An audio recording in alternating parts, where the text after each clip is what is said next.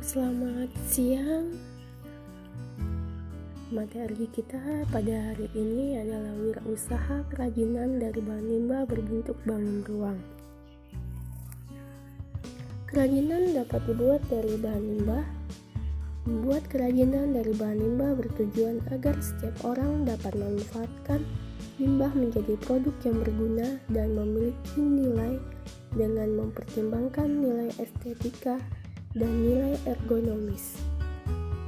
Beberapa limbah anorganik yang dapat dimanfaatkan melalui proses daur ulang, misalnya plastik, gelas, logam, dan kertas. Limbah-limbah tersebut dapat didaur ulang menjadi benda kerajinan berbentuk bangun ruang, seperti pot bunga.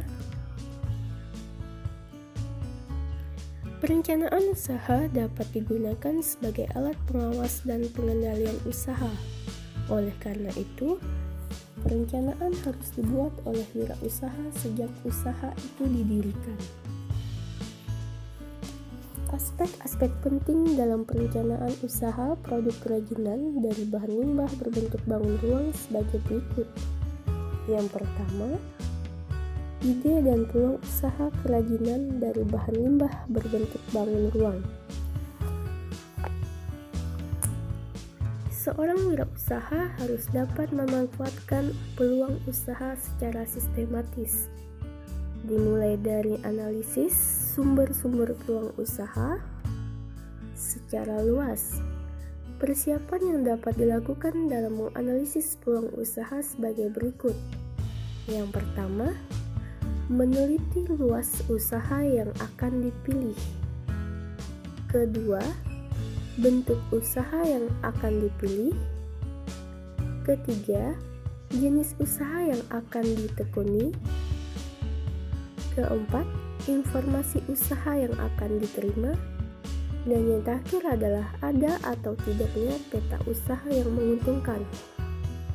Faktor-faktor yang menjadi dasar pertimbangan dalam berwirausaha adalah: pertama, keuntungan, penggunaan teknis, pemasaran, bahan baku, tenaga kerja, modal, resiko, persaingan, fasilitas dan kemudahan, serta manajemen dari usaha tersebut.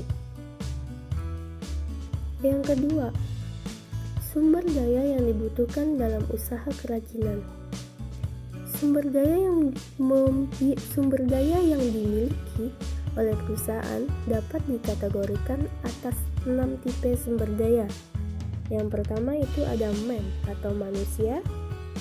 Nah, dalam pendekatan ekonomi, sumber daya manusia adalah salah satu faktor produksi selain tanah, modal, dan keterampilan. Manusia merupakan unsur manajemen yang penting dalam mencapai tujuan perusahaan. Yang kedua, money atau uang. Besar kecilnya hasil kegiatan dapat diukur dari jumlah uang yang beredar dalam perusahaan. Oleh karena itu, uang merupakan unsur yang penting untuk mencapai tujuan perusahaan karena segala sesuatu harus diperhitungkan secara rasional. Hal ini akan berhubungan dengan berapa uang yang harus disediakan untuk membiayai gaji tenaga kerja, alat-alat yang dibutuhkan dan harus dibeli, serta berapa hasil yang akan dicapai oleh perusahaan. Yang ketiga, material atau fisik. Perusahaan umumnya tidak menghasilkan sendiri bahan mentah yang dibutuhkan, tetapi membeli dari pihak lain. Untuk itu, manajer perusahaan berusaha memperoleh bahan mentah dengan harga paling murah, menggunakan cara pengangkutan yang murah, dan membuat proses pengolahan seefisien mungkin. Yang keempat, mesin atau teknologi. Mesin memiliki peranan penting dalam proses produksi.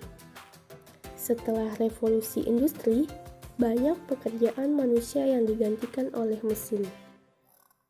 Perkembangan teknologi yang begitu pesat menyebabkan penggunaan mesin semakin meningkat. Banyaknya mesin baru yang ditemukan oleh para ahli memungkinkan peningkatan produksi sangat tinggi.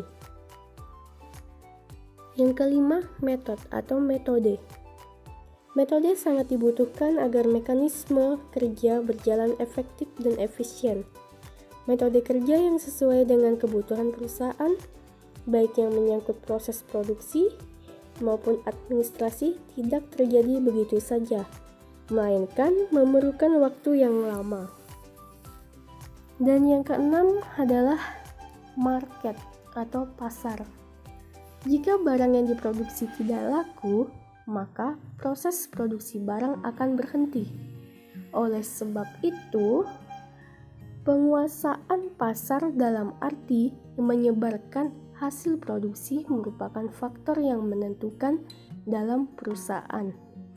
Agar pasar dapat dikuasai, maka kualitas barang dan harga harus sesuai dengan selera dan daya beli konsumen. Ketiga, perencanaan pemasaran usaha kerajinan dari bahan limbah berbentuk bangun ruang.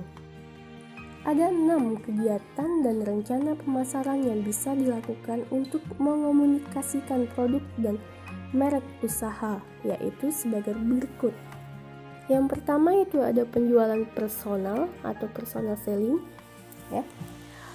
Penjualan personal adalah bentuk komunikasi yang menggunakan media individu. Sistem komunikasi dengan cara penjualan personal banyak dilakukan untuk produk-produk jasa, distribusi, perdagangan, dan lainnya. Penjualan personal digunakan jika anggaran promosi tidak terlalu besar. Yang kedua, iklan atau advertising. Iklan adalah komunikasi produk melalui media dan tidak dilakukan secara individu atau perorangan.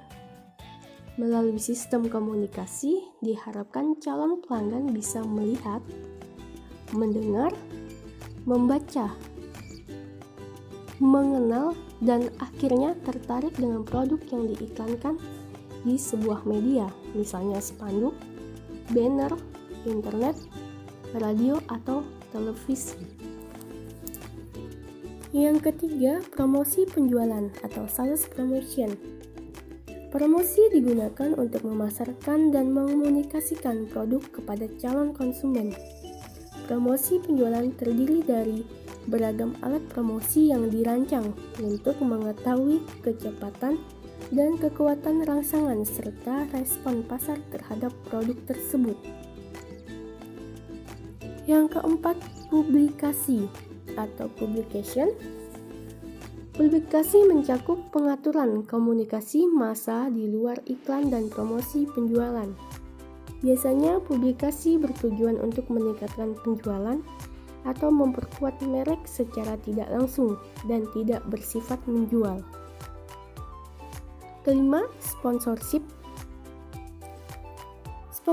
Sponsorship merupakan aplikasi dalam mempromosikan produk atau merek yang berasosiasi dengan kegiatan perusahaan lain atau kegiatan pemerintahan atau kegiatan pemerintah dan masyarakat. Yang terakhir itu ada komunikasi di tempat konsumen yang akan membeli atau point of purchase.